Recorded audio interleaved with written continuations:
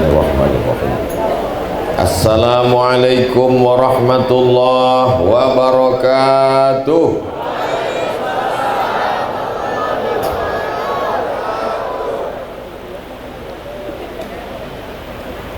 Kalau Tuhan menangkap balam, jangan ditangkap di hari yang cerah. Dari bunyi sambutan salam, nampaknya banyak yang sedih dengan meninggalnya Zubaidah. Apa kabar semua jamaah? Sehat? Alhamdulillahi Rabbil Alamin. Wassalatu wassalamu ala ashrafil khalqi ajma'in, sayyidina wa maulana wa syafi'ina wa zukhrina wa qurrati a'yunina Muhammadin wa ala alihi wa sahbihi wa man da'a bi da'watihi wastanna bi sunnatihi ila yaumi liqa'i rabbih. As-sadatil habaib al-afadil wa akhussu bidzikri. Tak dapat saya sebutkan satu persatu. Khawatirnya rencana di hati ingin memuliakan para habaib, salah sebut malah kurang adab. Habib sebelah kanan Habib Umar Abdul Aziz, Habib sebelah kiri Habib Umar Al-Munawwar. Al-habaib, guru kita semua, insya Allah dipanjangkan Allah umur mereka sehingga kita mendapatkan barakah dari zuriat Rasulullah sallallahu alaihi wasallam. Man lam yashkurin nas lam yashkurillah. Orang yang tak berterima kasih pada manusia tak bersyukur kepada Allah. Terima kasih tak terhingga kepada Sayyidi Al-Habib Mahdi bin Syihab yang membawa saya ke Lahat, ke Pali, berkeliling Sumatera Selatan, dan akhirnya dibawa ke Maulid Ishrin. Kalau memang sudah tertulis di Lauhil Mahfuz, maka tidak akan pergi kemana-mana seperti Sulaiman dengan Fatimah tadi. Habib Umar Al-Munawwar merasa susah untuk menyebutkan nama Al-Fakir Abdul Somad yang panjang tadi. Saya bilang kalau saya di Sumatera Selatan cukup dipanggil UAS saja, Ustadz Abdul Somad. Dan dulu pun ketika Al-Fakir pulang ke Riau, memang tidak pakai panjang-panjang Habib, cukup dipanggil Ustadz Abdul Somad saja. Adapun ide membuat titel panjang-panjang itu adalah, maaf mungkin cakap nih kurang sopan, ada koran di Riau. Koran ini isinya di halaman belakang banyak ustadz, tapi jual obat kuat, jual minyak lintah, macam-macam. Jadi khawatir jamaah ini tak bisa membedakan mana ustadz tukang jual obat, mana ustadz yang mengajarkan agama. Nah, itulah maka dibuat ujung itu supaya membedakan itu saja. Adapun di Palembang insya Allah, karena saya berjalan dengan Ustadz Ali, berjalan dengan Habib Mahdi, insya Allah jamaah sudah kenal, sudah baik. Jadi tak perlu lagi disebut yang panjang-panjang itu. Kalau dituliskan di kartu nama mungkin bisa sebesar amplop. Kalau dituliskan namanya di dada bisa sampai ke ketiak. Maka cukup dipanggil Ustadz Abdul Somad saja. Insya Allah kita pun nanti akan berhadapan dengan Rasulullah Sallallahu Alaihi Wasallam, dibawa dengan nama yang kita dipanggil, ditasmiyah oleh para alim ulama dan para habaib. Hadirin hadirat yang dimuliakan Allah Subhanahu wa taala, kalau ada ular piton yang besar, yang kokoh, yang gagah, yang kuat, yang bertenaga, yang berotot, untuk menghabisinya mudah saja, potong kepalanya, habis. Kalau ada singa, raja hutan, gagah, perkasa, berotot, cengkeramannya kuat, suaranya menggelegar, untuk menghabisinya mudah saja, potong kepalanya, selesai. Begitu juga dengan umat yang hebat, yang besar, yang kuat, yang raksasa ini, untuk melemahkannya mudah saja, potong kepalanya, jauhkan dari badannya. Kepala umat ini adalah Sayyidina wa Maulana Muhammad sallallahu alaihi wasallam. Bagaimana cara menjauhkan umat ini dari kepalanya, dari induknya? bagaimana cara menjauhkan umat ini dari Nabi Muhammad sallallahu alaihi wasallam?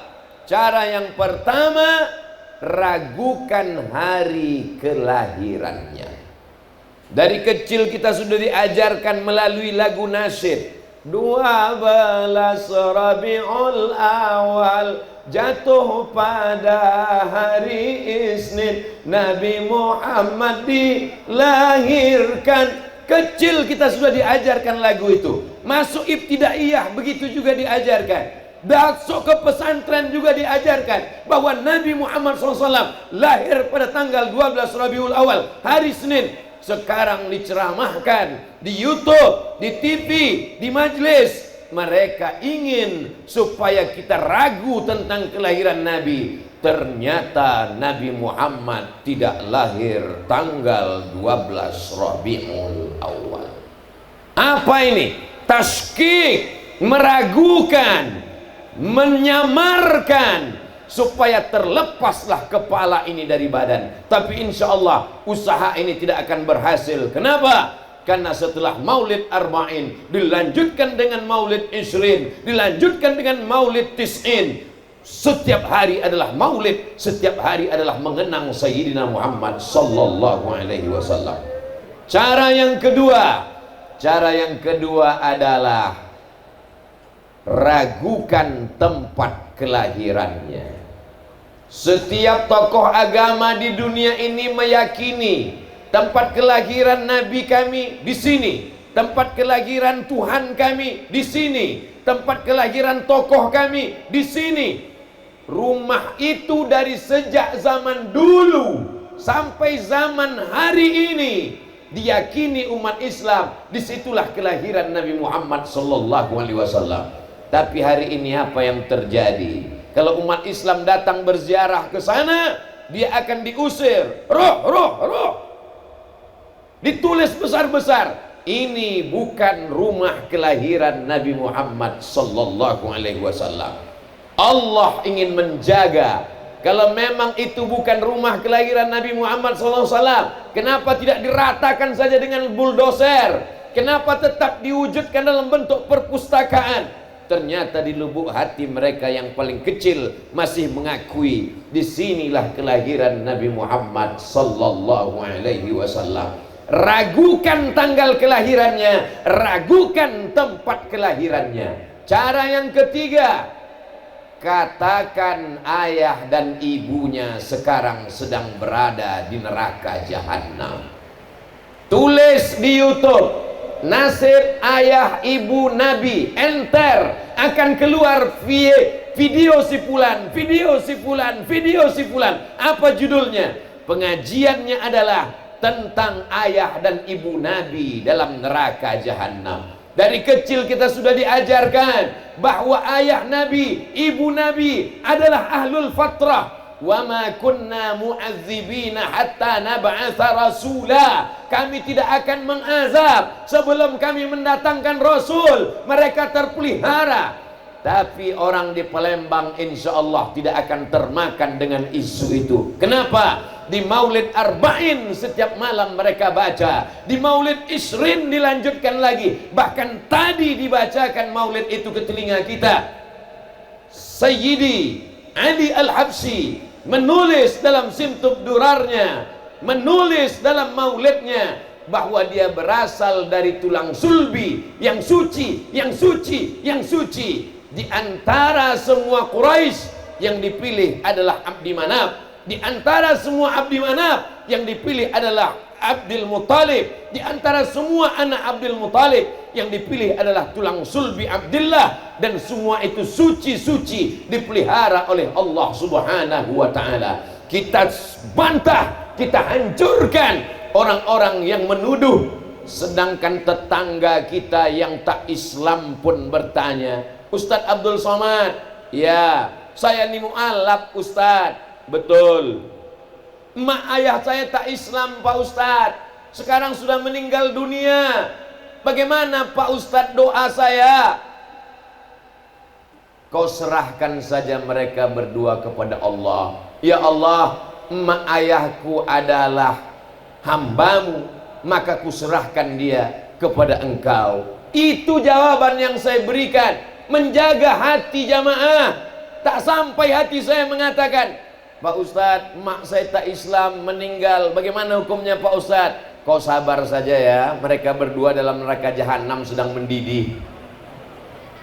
Nabi yang diharapkan syafaatnya, Nabi pemilik alam semesta. Kalau tidak ada dia, maka tidak diciptakan Allah alam semesta. Begitu lancangnya mereka berkata. Maka jangan heran kalau mereka membuat video dengan sampul yang begitu banyak, gambar Abdul Somad, dikali wajahnya, ditulis UAS di atas, UAS, Ustadz Ahli Syubhat. Kenapa? Sedangkan Nabi Muhammad SAW saja begitu perlakuan mereka kepada orang tuanya. Padahal Allah selamatkan mereka, padahal Allah muliakan mereka. Ahlus sunnah wal jamaah meyakinkan itu berabad-abad lamanya. Tapi hari ini ada usaha untuk menyatakan seolah-olah Nabi Muhammad SAW itu hanyalah manusia biasa yang tak punya keistimewaan apa-apa. Cara yang keempat, bagaimana cara menjauhkan umat ini dari Nabi Muhammad SAW? Bid'ahkan maulid. Siapa saja yang berkumpul di ramai-ramai, di kantor, di surau, di langgar, di musola, memperingati maulid, maka akan datang 10 tangan berkata, maulid bid'ah, wa kullu bid'atin dhalalah, wa kullu dhalalatin finnar. Padahal sejak kecil kita diajarkan maulid Barzanji, maulid Diyaul Lami, maulid Simtud Durar, maulid Burdah, maulid ini. Apa isi maulid itu sebenarnya? Maulid isinya adalah sirah, mengajarkan tentang sejarah Rasulullah SAW. Maulid adalah salawat, maulid adalah doa, maulid adalah mengingatkan tentang keagungan, kemuliaan. Maulid adalah ungkapan kecintaan kepada Nabi Muhammad SAW. Lepaskan umat ini dari maulid supaya mereka tidak berkumpul karena Muhammad SAW. Orang-orang yang lantang, bersuara keras, menggelegar, membid'ahkan maulid, hari ini mereka betul-betul tertantang, ditantang Allah Subhanahu wa ta'ala. Hai kalian yang lantang, hai kalian yang menggelegar, hai kalian yang bersuara kuat mengatakan maulid itu bid'ah. Kenapa ketika penyanyi Majidah Rumi diundang di dekat kota Madinah menyanyikan lagu-lagu pop, mulut kalian diam, tak berani berkata menentang? Kenapa ketika terjadi show besar-besaran, bercampur laki-laki dan perempuan, diundang penyanyi Amerika, penyanyi rap, penyanyi R&B, menggelegar di kota Riyadh, kenapa kalian tak berani berkata ini adalah perbuatan maksiat? Ternyata keberanian kalian hanya tajam ke bawah dan tumpul ke atas. Keberanian yang semu hari ini betul-betul dinampakkan oleh Allah Subhanahu wa ta'ala. Maka siapa yang lantang, siapa yang lancang kepada Rasulullah, lambat laun akan diperlihatkan, dibuktikan Allah Subhanahu wa ta'ala. Yang keberapa berikutnya? Saya kadang lupa juga. Yang kelima, bagaimana cara menjauhkan umat ini dari nabinya, bagaimana cara melepaskan keterikatan batinnya. Jangan panggil di pangkal namanya dengan Sayyidina, karena memanggil dengan Sayyidina adalah bid'ah. Wa kullu bid'atin dhalalah wa kullu dhalalatin finnar. Tapi kalau menyebut pembesarnya, sahibus sumu wal jalalah, sahibul fadilah. Tapi kalau menyebut pembesarnya, ustadznya, al-alimul kabir, al-alimul allama, wal muhaqqiqul fahama, faridu dahrihi, wa wahidu asrihi, al-alimul jalil, al-alimul kabir, barulah disebutkan nama ulamanya, nama ustadznya, nama rajanya, nama sultannya, nama pemimpinnya. Tapi kalau menyebut makhluk ini cukup dengan Muhammad, Sayyidina wa maulana wa syafi'ina wa zukhrina wa qurrati a'yunina, Sayyidul awwalina wal akhirin, Sayyidul thaqalain, Sayyidina Muhammad sallallahu alaihi wasallam. Tapi alhamdulillah sampai hari ini Al-Faqir Abdul Somad, telinga ini mendengar langsung di majlis Sayyid Yusri Jaber, ulama, profesor, doktor, Syekh Yusri Jaber di Kairo, di masjid beliau pada hari Jumat, azan Jumat, asyhadu anna sayyidana Muhammadar Rasulullah. Di majlis Syekh Mahmud Said Mamduh yang menulis 7 jilid kitab At-Ta'rif bi Auhami man qassama sunan ila sahih wa dhaif. Ternyata hadis-hadis yang didhaifkan oleh Albani, dhaif, dhaif, dhaif, dhaif. Apa kata Syekh Mahmud Said Mamduh? Qultu bal sahih bi jami'i syawahidihi wa mutabi'ihi. Ternyata dia mengkaji satu hadis, satu sanad, dapatnya illat, dikatakannya dhaif, padahal hadis itu syawahidnya banyak, mutabaatnya banyak. Setelah diteliti ternyata hadisnya sahih, bukan 1, bukan 2, bukan 3 hadis, 7 jilid. Satu jilidnya 500 halaman, 7 jilid 3.500 halaman. Silakan baca kalau tak percaya. Allah Ta'ala ingin menunjukkan. Maka kalau saya berceramah, jangan heran saya sebutkan Allahumma salli ala sayyidina wa syafi'ina wa zuhrina wa maulana wa qurrati a'yunina sayyidul awwalina wal akhirin sayyidul thaqalain sayyidina Muhammad sallallahu alaihi wasallam. Sampai hari ini kalau Abdul Somad ceramah belum pernah ada protokol memanggil. Berikut ini mari kita dengarkan tausiah dari Somad. Belum, tapi baru di majelis Isrin inilah yang paling lengkap dan sempurna, Al-Mahfuz, yang dipelihara dan terjaga Abdul Somad. Didoakan dalam panggilan nama, bukan sekedar nama saja. Nabi Muhammad SAW mau dikecilkan, dikerdilkan, tak boleh dipakai Sayyidina di pangkal. Siapa yang mengatakan Sayyidina berarti sudah berbuat bid'ah. Padahal kata Sayyidina itu beliau sendiri yang berkata, Ana Sayyidu waladi Adam. Aku adalah Sayyid, pemimpin anak cucu keturunan Adam. Innal Hasan wal Husain sayyida syababi ahlil jannah. Sesungguhnya Sayyidina Hasan, Sayyidina Husain, pemimpin pemuda penghuni surga. Kalau cucunya boleh dipanggil Sayyidina, kalau cucunya boleh dipanggil Sayyidina, kenapa datuknya tak boleh dipanggil Sayyidina? Kalau Yahya dikatakan dalam Al-Quran Sayyidah wa Hasura, kalau Nabi Yahya dipanggil Sayyidina, mengapa dia yang ulul azmi, dia yang Sayyidul Ambalin wal Akhirin, Sayyidul Mursalin, mengapa tidak dipanggil Sayyidi ya Rasulullah, Sayyidina wa Maulana Muhammad sallallahu alaihi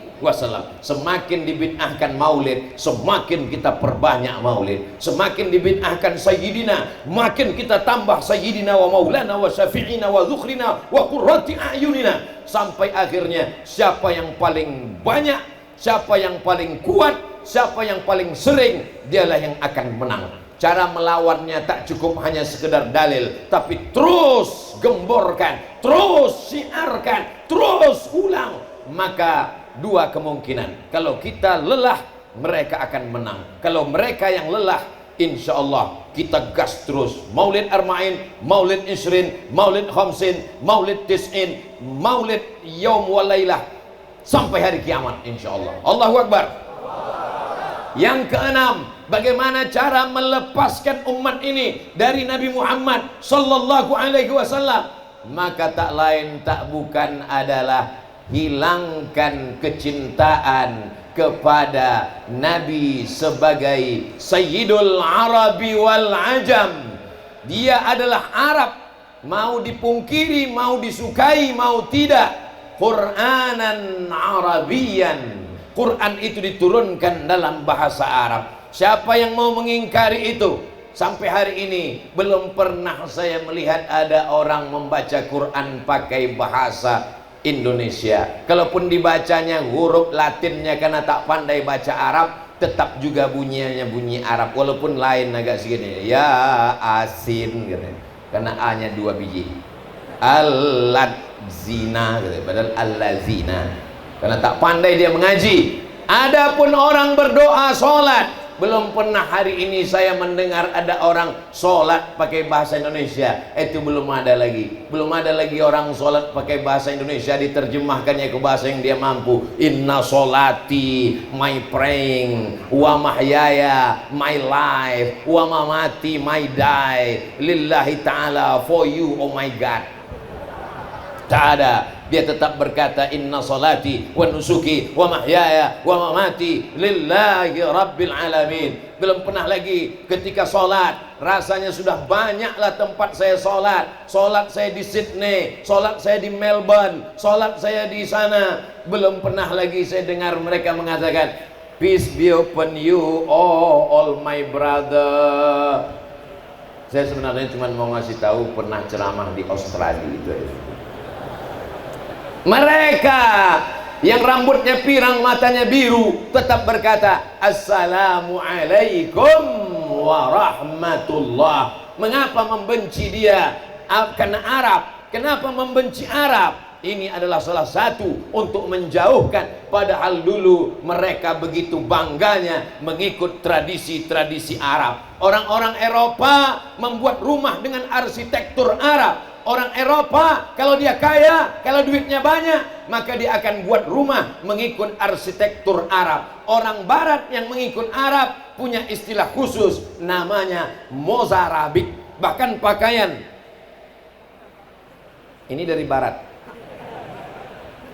Bahkan pakaian-pakaian itu pun diambil dari Arab. Ketika mereka wisuda di sekolah, maka dipakaikan jubah panjang. Setelah dipakaikan jubah panjang, pakai tutup kepala di atas. Itu diambil dari universitas tertua. Kalau ada yang mengatakan universitas tertua adalah Al-Azhar Kairo, ada yang lebih tua, yaitu Zaitunah di Tunisia. Kalau ada yang mengatakan yang tertua adalah Zaitunah, ada yang lebih tua, yaitu Qarawiyyin di Maroko. Qarawiyyin di Maroko ada seorang perempuan bernama Fatimah. Dialah yang bukan yang nikah sama Sulaiman tadi.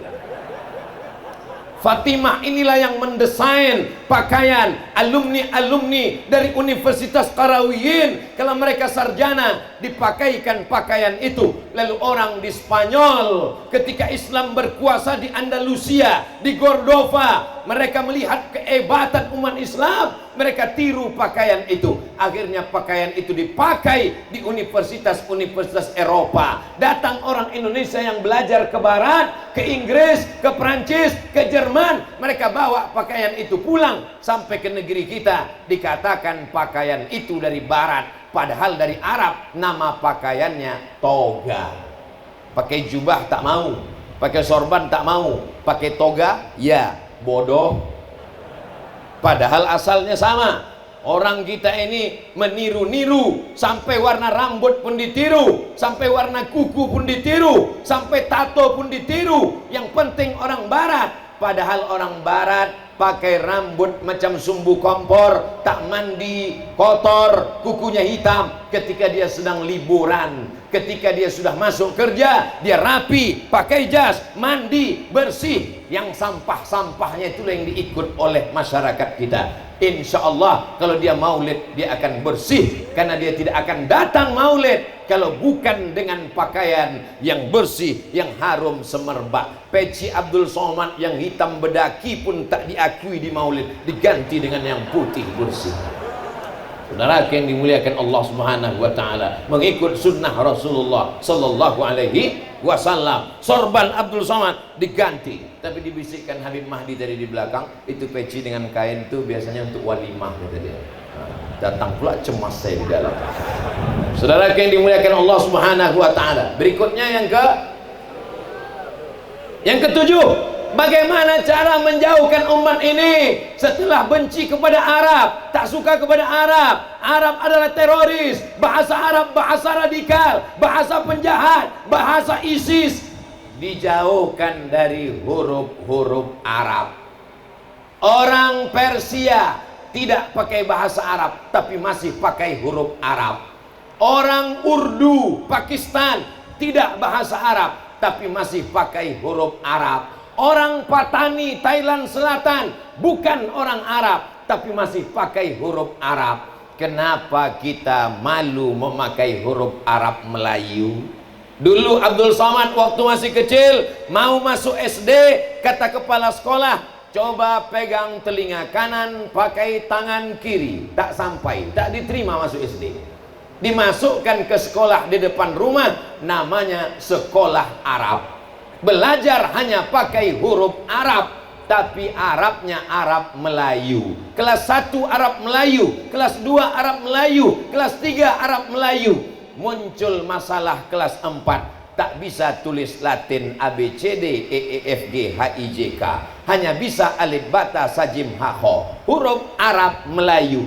Alhamdulillah, setelah otonomi khusus, Provinsi Riau mendapat daerah otonomi, boleh menggunakan huruf Arab. Akhirnya di kantor-kantor, di jalan-jalan, memang kami pakai huruf Latin, tapi masih dipakai huruf Arab. Kantor gubernur pakai waw, Jalan Sudirman, untuk mengingatkan anak cucu kita bahwa dulu sebelum Belanda datang, sebelum Jerman datang, sebelum Sekutu datang, kita pakai huruf Arab Melayu. Orang Aceh menulis kitab namanya Sabilal Muhtadin. Sabilal Muhtadin disyarah oleh orang Kalimantan, namanya Syekh Muhammad Arsad Al-Banjari. Orang Kalimantan berbahasa Banjar, orang Aceh berbahasa Aceh, tapi waktu menulis kitab mereka pakai bahasa Melayu dan bertuliskan huruf Arab Melayu. Karena kitab Sabilal Muhtadin terlalu tebal, maka diringkas tipis menjadi buku Verukunan Melayu, pakai huruf Arab Melayu. Tulis Arabnya lurus, tulis terjemahnya miring. Usolli fardhu zuhri arba'a raka'atin adaan ma'muman lillahi ta'ala. Sengaja aku sholat zuhur 4 rakaat kerana Allah, makmum kerana Allah Ta'ala. Ini huruf-huruf ditinggalkan. Wahai bapak ibu yang punya sekolah Raudhatul Atfal, pendidikan TK Quran, SD Quran, bangkitkan lagi semangat huruf Arab Melayu. Dulu ketika orang Melayu masih pakai huruf Arab Melayu, dijamin 100% tidak ada satupun orang Melayu yang buta huruf Al-Quran. Kenapa? Karena mereka tahu huruf Arab. Saya bukan ingin mengajak kita kembali ke huruf Arab Melayu lalu meninggalkan ABCD. Silakan pakai ABCD. Itu Ustadz Somad, Ustadz radikal, anti bahasa asing. Kami di Maroko bukan cuman bahasa Inggris, bahasa Prancis pun wajib belajar. Siapa namamu? Komong Tutapel. Nama saya Abdul Somad, Jumapel Abdul Somad. Saya mahasiswa di Darul Hadis Institute. Je suis étudiant à Darul Hadis Établissement. Apa kabar? Lupa pula. Selamat Komong Safa, Safa Biang. Selamat pagi, Bonjour. Selamat petang, Bonsoir. Aku tak bisa bahasa Prancis. Je ne parle pas français. Kenapa Ustadz bisa? Sikit-sikit aja. Wajib untuk masuk. Anak-anak Melayu bahasa Inggris, silakan. Bahasa Prancis, silakan. Tapi bahasa Arab jangan sampai kau lupakan. Hebatnya Islam. Andai Nabi Muhammad SAW hidup hari ini, anak-anak Palembang tetap bisa berbahasa dengan Nabi Muhammad SAW. Kenapa? Bahasa Al-Quran sejak zaman Nabi SAW sampai sahabat, sampai tabi'in, sampai tabi'in tidak akan pernah berubah, karena Quran tidak pernah berubah. Quran sampai hari kiamat tidak pernah berubah. Maka bahasa Al-Quran, bahasa Arab, hurufnya terjaga. Siapa yang menjaganya? Allah. Inna nahnu nazzalna dzikra wa inna lahu lahafizun. Mudah-mudahan anak-anak kita dimasukkan Allah dalam orang-orang yang menjaga Al-Quran, insyaallah. Amin. Berikutnya yang ke 8. Bagaimana cara menjauhkan umat ini? Umat ini dijauhkan dengan cara dikatakan bahwa Islam ini hanya akhlak, Islam ini hanya mengajarkan kelembutan. Islam ini hanya mengajarkan sopan santun. Islam ini hanya mengajarkan tutur baik, tata krama. Maka kalau hanya sekedar sopan santun, semua agama mengajarkan sopan santun, tata krama, budi bahasa. Islam mengajarkan sopan santun, tapi di balik itu ada akidah la in asrakta, kalau kau syirik, kalau kau persekutukan Allah, la yahbatanna amaluka, maka seluruh amalmu akan gugur. Sedekahmu, rumah yatim kau bangun, sedekah infak wakafmu tak bernilai di hadapan Allah. Semuanya dinilai berdasarkan akidah. Hari ini akidah di nomor sekian kan. Tak penting apa agamamu, yang penting kau berbuat baik. Tak penting apa akidahmu, yang penting kau sopan. Untuk apa kau rajin beribadah kalau kau tidak baik ke tetangga? Kata-katanya betul, ucapannya tepat, tapi menyesatkan. Untuk apa jubahmu panjang? Untuk apa sorbanmu besar? Untuk apa rajin maulid kalau kau tidak peduli sosial? Kata-katanya benar, tapi ungkapan itu adalah kalimatul haq urida bihal batil, yang diinginkan adalah kebatilan. Islam ini isinya tiga: akidah, syariah, dan akhlak yang tergabung dalam satu hadis. Iman, Islam, ihsan. Iman, Islam, ihsan. Maka kalau sampai kita rusak, sesungguhnya kita hanya mengamalkan sepertiga dari Islam. Syariatnya dihilangkan, hukum-hukumnya dihilangkan, had qazabnya dihilangkan, hukum hududnya dihapuskan. Kita akan dituntut di hadapan Allah Subhanahu wa ta'ala. Kalau Abdul Somad mati, Abdul Somad ditanya, hai Abdul Somad, sudahkah kau ceramahkan? Sudah ya Allah. Apakah mereka amalkan? Aku tak tahu ya Allah, karena setelah itu aku pun kehilangan tenaga, lemas, tertidur. Tapi insya Allah anak cucu kita akan mengamalkan ini. Berawal dari maulid, mendengarkan simtud durar, mencintai para ulama, maka insya Allah mereka akan mengamalkan sunnah Rasulullah Sallallahu Alaihi Wasallam. Yang ke-9, betul? Ikhtilaf nampaknya. Yang ke-9, Nabi mengatakan, kutinggalkan pada kamu dua saja yang kutinggalkan. Intamasaktum bihima, kalau kamu pegang yang dua, lan tadillu abada, kamu tidak akan sesat untuk selamanya. Kitab Allah Al-Quran, wa itrata ahli baiti, dan keturunanku. Hadisnya Sahih Muslim. Tapi Pak Ustaz katanya yang ada dalam hadis kutinggalkan adalah Al-Quran dan Sunnah. Betul, ada dalam Mustadrak Al-Hakim. Betul, ada dalam kitab Muwatta Malik. Lalu apakah kontradiktif antara dua hadis ini? Tidak.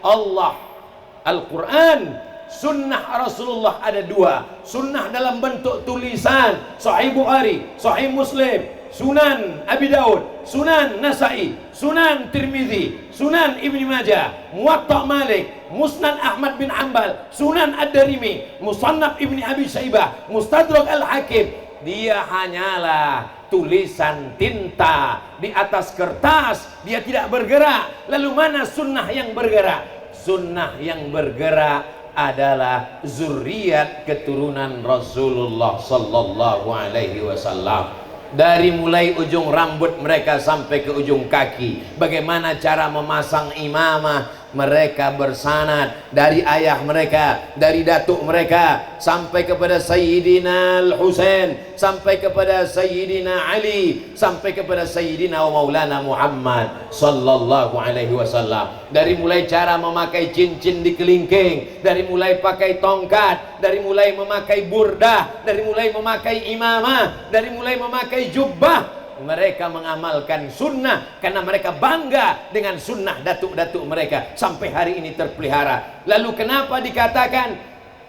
Al-Quran dan keturunanku? Kata Imam Nawawi, litamassukihim bis sunnah, karena mereka kuat berpegang teguh dengan sunnah. Inilah yang sekarang sedang dijauhkan dari umat. Dengan lembutnya menyebarkan ceramah, tidak ada lagi keturunan Nabi Muhammad Sallallahu Alaihi Wasallam. Ternyata keturunannya itu sekarang sudah terputus. Kalau terputus keturunannya, berarti pembohonglah Imam Muslim. Karena hadis itu ada dalam Sahih Muslim, dan hadis itu sahih. Kitab yang paling sahih setelah Al-Quran adalah Sahih Bukhari. Setelah Sahih Bukhari adalah Sahih Muslim. Kitab sahih nomor 2 ditulis oleh Imam Muslim Ibnul Hajjaj Al-Qusairi An-Naisaburi. Hadis Nabi menunjukkan bukti bahwa zuriat keturunan Nabi ada sampai hari kiamat. Dan pulau Sumatera, dari mulai ujung Aceh sampai Lampung, paling banyak zuriat itu berada di Sumatera Selatan. Menjadi kebanggaan bagi kita semua. Allahu Akbar, Allahu Akbar, Allahu Akbar. Sallu ala Rasulillah. Allahumma salli ala Sayyidina Muhammad wa ala ali Sayyidina Muhammad. Ini menjadi kebanggaan. Sampaikan ke anak cucu kita. Apakah ada zuriat Nabi di Mesir, Pak Ustadz? Syekh Muhammad Mutawalli Asy-Sya'rawi, ujung namanya Al-Husaini. Kenapa Al-Husaini? Karena dia keturunan Sayyidina Al-Husain. Salah satu guru kami mengambil sanad hadis dari mereka. Pernah menjabat sebagai wakil rektor Al-Azhar, Profesor Dr. Muhammad Abu Hashim, ujung namanya Al-Husaini, karena keturunan Sayyidina Al-Hasan, Sayyidina Al-Husain. Ini kantor Al-Azhar, ini kantor Syekh Muhammad At-Tayyib, Syekhul Azhar, Grand Syekh Al-Azhar. Di sampingnya ada kantor Naqabatul Ashraf. Naqabatul Ashraf, kantornya para ashraf, para syarif, keturunan Sayyidina Al-Hasan dan Sayyidina Al-Husain radhiyallahu anhum ajma'in. Ustadz belajar di Maroko. Ya, apakah di Maroko ada keturunan Nabi? Makanya orang yang ceramah mengatakan tak ada keturunan Nabi ini kurang piknik. Jalan-jalannya kurang jauh. Cuman baru sampai kampung Melayu. Pergilah kalian ke Maroko. Ibu kota Maroko namanya Casablanca. Kaza artinya rumah, Blanca artinya kosong. Casablanca, rumah kosong, karena catnya warna putih, tak ada warnanya. Bahasa Arabnya ad-darul bayda, dar rumah, bayda putih, rumah putih, Casablanca. Nanti pergi ke tepi laut Samudra Atlantik, ada masjid namanya Masjid Hasan II. Kami ketika berdiri di depan Masjid Hasan II di tepi laut Samudra Atlantik, tepatnya di tepi pantai, di tembok itu pantai, seakan-akan masjid itu terapung. Ketika kami berdiri di depan pintu, lama tak dikasih masuk. Setelah itu kami tanya penjaga, kenapa kami tak boleh masuk? Dia tanya, anta muslim? Disangkanya kami turis dari Jepang. Udah jelas hitam macam ini, disangkanya juga Jepang. Nama saya Abdus Somad, belajar di sini. Oh, silakan masuk. Masuk kami ke dalam. Di dalamnya ada satu tiang induk. Di tiang induk itu tertulis, masjid ini dibangun oleh Raja Hasan II, anak Muhammad 5, anak Hasan 1, sampai nasabnya kepada Sayyidina Al-Hasan, anak Sayyidatuna Fatimah, anak Sayyidina Maulana Muhammad sallallahu alaihi wasallam. Raja-raja di bumi Melayu, mereka juga sebagiannya adalah zuriat Rasulullah sallallahu alaihi wasallam. Ada seorang ulama namanya Syekh Habib Usman Sahabuddin, datang ke Pekanbaru Riau menyampaikan dakwah Islam. Orangnya ganteng, ilmunya banyak, bersahaja, cahaya kenabian mengalir darah Nabi dalam badannya. Kebetulan waktu itu kerajaan Melayu namanya Siak Sri Indrapura. Salah seorang anak sultan cantik jelita bernama Tengku Embung dinikahkan dengan Habib Usman Sahabuddin. Setelah itulah raja-raja Melayu Riau itu bergelar syarif di pangkal namanya. Itulah mengapa nama 3 di Pekanbaru dipakai dengan nama syarif. Sultan Syarif Kasim, Sultan Syarif Kasim nama airport, Sultan Syarif Kasim nama jalan, Sultan Syarif Kasim nama universitas. Di makamnya ditulis oleh kantor Alawiyin bahwa Sultan Syarif Kasim adalah zuriat Nabi Muhammad sallallahu alaihi wasallam dengan famarga Banahsan. Hari ini ada pula orang berkata tidak ada lagi keturunan Nabi Muhammad sallallahu alaihi wasallam. Jangan hanya gara-gara pernah membeli cincin palsu lalu kau katakan semua cincin di dunia ini adalah cincin palsu. Kebetulan nasib kau aja tentang tak beruntung. Buktinya kami berjumpa dengan cincin-cincin yang asli. Kenapa Ustaz tiba-tiba ingat cincin? Karena baru dapat cincin bagus. Tapi lebih bagus lagi cincin Ustaz Kemas Ali. Saudaraku yang dimuliakan Allah Subhanahu wa taala. Yang keberapa sekarang? Yang ke-10.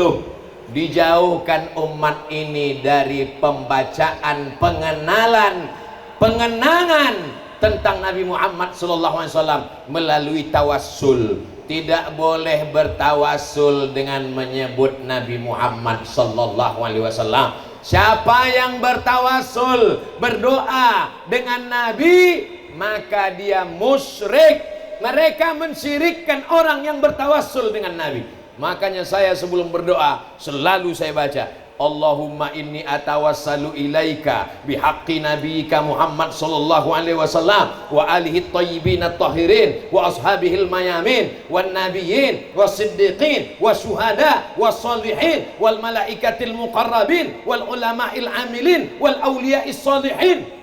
Saya buat makin banyak-banyak supaya bolak-balik saya disyirikkannya. Somat musyrik, somat musyrik, somat musyrik, somat musyrik, somat kafir, somat fasik, somat mubtadi, sampai dia capek, akhirnya kumat darah tinggi dan mati mendadak. Sedangkan orang Yahudi bertawassul kepada Nabi sebelum Nabi lahir. Sebelum Nabi Muhammad SAW lahir, sudah bertawassul kepada Nabi Muhammad SAW. Dituliskan dalam Al-Quran, wa kanu min qablu yastaftihuna ala alladhina kafaru. Orang-orang kafir musyrik Yahudi ketika berperang melawan Bani Ghatafan, kafir musyrik, Ghatafan musyrik, orang Yahudi percaya kepada Allah. Mereka berdoa kepada Allah, ya Allah, menangkanlah kami melawan Ghatafan berkat Nabi yang akan kau utus di akhir zaman. Diabadikan dalam Al-Quran, wa kanu, mereka, min qablu, sebelum dia lahir, yastaftihuna ala alladhina kafaru, memohon kemenangan dengan menyebut nama Sayyidina Muhammad sallallahu alaihi wasallam. Kalau sebelum dia lahir mereka bertawassul, apalagi setelah mereka melihatnya secara nyata, setelah dia lahir, setelah dia ada di dunia, mereka bertawassul kepada Nabi Muhammad sallallahu alaihi wasallam. Kalau mau lengkap hadis-hadis tentang tawassul ini ditulis secara lengkap oleh yang mulia Sayyidi Muhammad bin Alawi bin Abbas Al-Hasani Al-Maliki, yang sanadnya bersambung.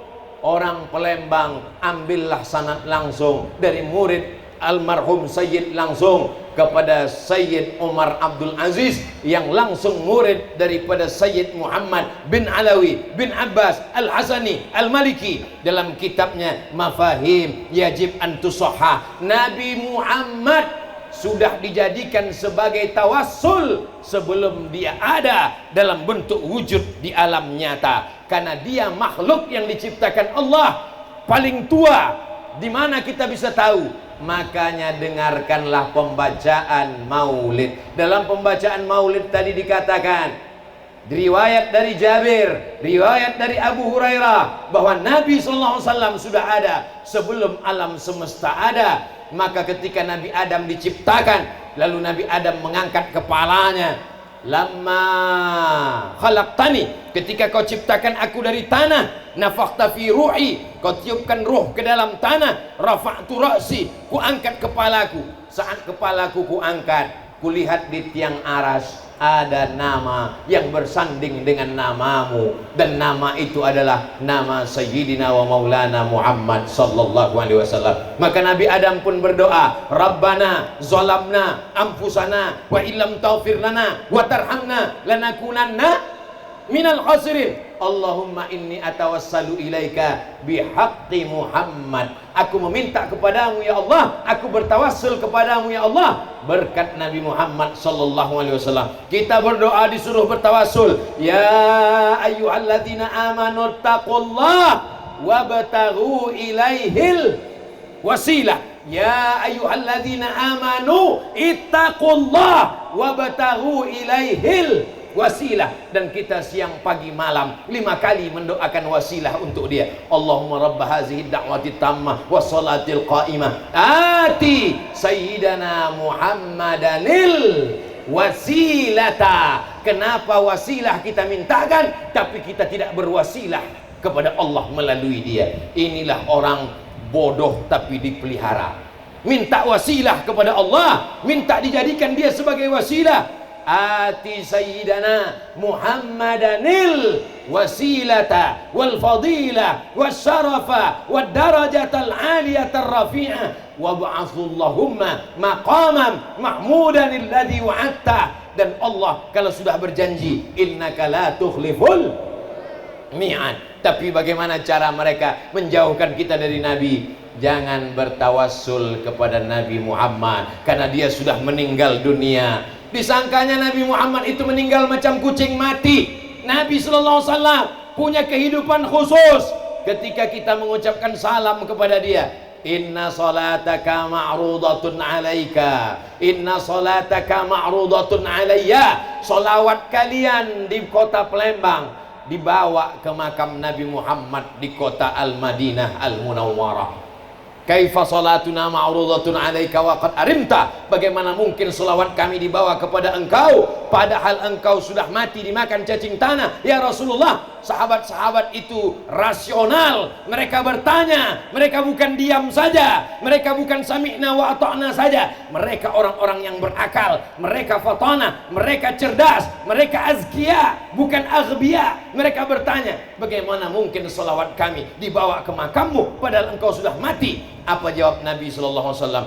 Innallaha harramal arda ajsadal anbiya. Allah mengharamkan tanah memakan jasad para nabi. Jasad nabi tak dimakan cacing tanah. Ustaz Somad yakin Nabi Muhammad tidak dimakan cacing tanah? 1000% saya percaya.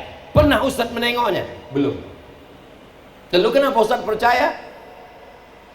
Pembangkit listrik tenaga air, maka dibendunglah satu sungai di Provinsi Riau.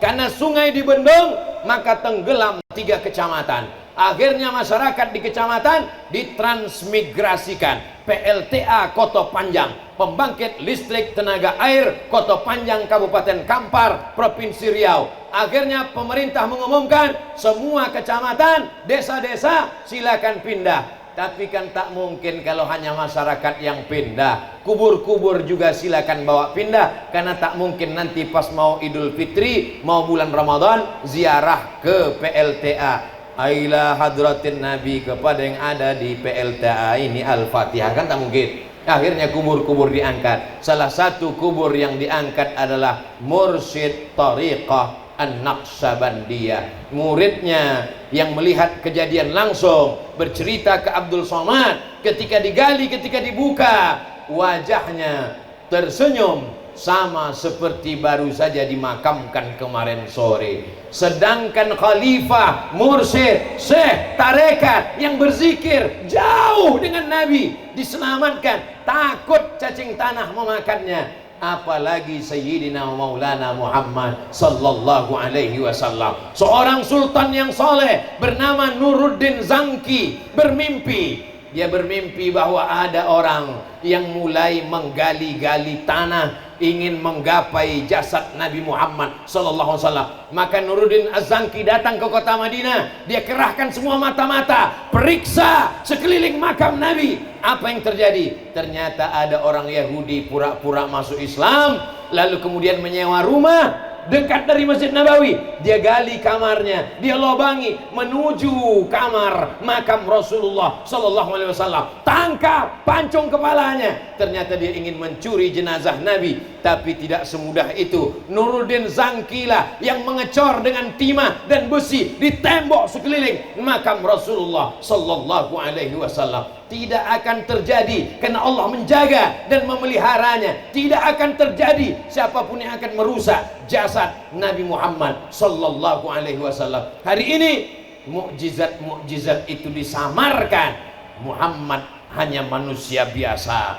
Dia hanyalah tokoh, dia hanyalah orang, dia hanyalah sosok. maka orang seperti ini menjatuhkan derajat Nabi Muhammad sallallahu alaihi wasallam. Betul kata pepatah, aduun aqilun khairum min sadiqin jahilin. Musuh yang berakal lebih baik daripada kawan tapi bodoh dan dungu. Aduun aqilun, musuh tapi cerdas berakal, khairun, lebih baik daripada kawan tapi tidak berakal. Siapa itu musuh yang berakal? Michael H. Hart menulis buku 100 Ranking Influential Person in History, 100 tokoh di dunia yang paling berpengaruh. Abraham Lincoln ada, Nabi Isa ada, Nabi Musa ada, Siddhartha Gautama ada, tapi yang nomor satu dia buat Sayyidina wa Maulana Muhammad sallallahu alaihi wasallam. Tidak Islam. Aduun aqilun, musuh tapi berakal, lebih baik daripada kawan tidak berakal. Maka Majelis A'la Lissu'un Al-Islamiyah, Majelis Tinggi Islam Kairo, mengundang Michael H. Hart ke Kairo untuk seminar. Dipresentasikan di depan umat Islam. Kenapa kau buat Nabi Muhammad nomor satu? Anda yang menulis buku 100 ranking itu Abdul Somad, dibuatnya Nabi Muhammad nomor satu, itu namanya apologi, membela agama sendiri. Anda yang menulis buku itu Abdul Somad, dibuatnya Nabi Muhammad nomor satu, maka orang tak heran, mungkin Abdul Somad sedang cari muka supaya bisa masuk surga dengan bukunya. Tapi ini yang menulis orang tidak Islam. Lalu kenapa dibuat nomor satu? Ternyata setelah diteliti-teliti, apa kata dia? Musa membawa Bani Israel dari Mesir menuju Palestina, tak sampai ke Palestina, meninggal di dataran Sinai. Perjalanan itu dilanjutkan oleh muridnya Yusha bin Nun, Joshua kata mereka. Sulaiman, bukan yang nikah dengan Zubaidah tadi. Sulaiman hebat, raja di raja, gagah perkasa, tapi orang lupa dia adalah anak Daud. Daud adalah raja Bani Israel. Orang barat menyebutnya King David. King David punya anak namanya King Solomon. Solomon adalah Sulaiman. Ada pula yang mengatakan kerajaannya sampai ke Yogyakarta, menjadi daerah Sleman. Tapi Muhammad sallallahu alaihi wasallam, Sayyidina wa Maulana wa Syafi'ina wa Dhukhrina wa Qurrati Ayunina, ayahnya Abdullah, seorang pedagang, bukan raja, tapi dia menguasai dunia. Dunia semesta dikuasainya. Dia adalah, kalau bahasa kampungnya, from zero to hero. Kalau anak raja jadi raja, biasa. Anak penguasa jadi penguasa, biasa. Tapi anak orang biasa menjadi luar biasa. Disitulah kelebihan dia. Dan dia meninggalkan umat Islam dalam keadaan bukan di tengah perjalanan. Dia meninggalkan umat Islam lailuha kanahariha, malamnya macam siang, terang benderang. La yazighu anha illa halik, tidak ada yang berpaling kecuali orang yang binasa. Nabi Muhammad sallallahu alaihi wasallam 10 tahun di kota Madinah mendirikan masjid, mendirikan kekuasaan Islam, ada menterinya, ada pembawa suratnya, dan dia sebagai seorang pemimpin yang gagah perkasa mengirim surat ke Raja Persia, mengirim surat ke Raja Romawi, mengirim surat ke raja-raja Arab, mengirim surat ke Raja Mesir. Layaknya dia sedang mengirim surat sebagai seorang kepala negara. Maka semua syarat-syarat negara ada pada diri dia. Syarat negara ada 5. Yang pertama, ada presidennya, ada rajanya, ada sultannya. Yang kedua, ada wilayah kekuasaannya. Yang ketiga, ada rakyatnya. Yang keempat, ada hukumnya. Yang kelima, ada sistemnya. Apakah 5 syarat ini ada pada diri Nabi? Ya. Di wilayah kekuasaannya. Wilayah kekuasaannya dari Yaman sampai ke kota Al-Madinah, sampai ke negeri Syam. Siapa rakyatnya? Rakyatnya adalah umat Islam, orang Yahudi, Yahudi Bani Nadir, Yahudi Bani Quraizah, Yahudi Qainuqa, Yahudi Khaybar. Apa hukum yang dipakai? Hukum Al-Quran. Wa man lam yahkum bima anzalallah fa ulaika humul kafirun, wa man lam yahkum bima anzalallah fa ulaika humul fasiqun, wa man lam yahkum bima anzalallah fa ulaika humul fasiqun. Hukum-hukum itulah yang dituliskan dalam fikih yang disebut dengan fikih jinayah, fikih siasa, fikih jihad. Apa wilayah kekuasaannya? Wilayah kekuasaannya terbentang Bagaimana sistem yang dia pakai? Wa amruhum syura bainahum, memutuskan perkara berdasarkan musyawarah. Siapa pemimpin tertingginya? Pemimpin tertingginya tiada lain tiada bukan Sayyidina wa Maulana Muhammad sallallahu alaihi wasallam. Insya Allah usaha untuk menjauhkan badan dari kepala, melemahkan umat sehingga umat ini menjadi tak berdaya akan gagal. Dengan cara apa? Dengan cara memperbanyak majlis-majlis maulid bersama para habaib zuriat Rasulullah sallallahu alaihi wasallam. Kalau hari ini belum terasa gejala-gejalanya, tapi di YouTube sudah mulai datang ceramah-ceramahnya, mulai membid'ah-bid'ahkan, mulai meragu-ragukan, mulai mentaskik, mulai mentaswih, mulai merusak segala tatanan.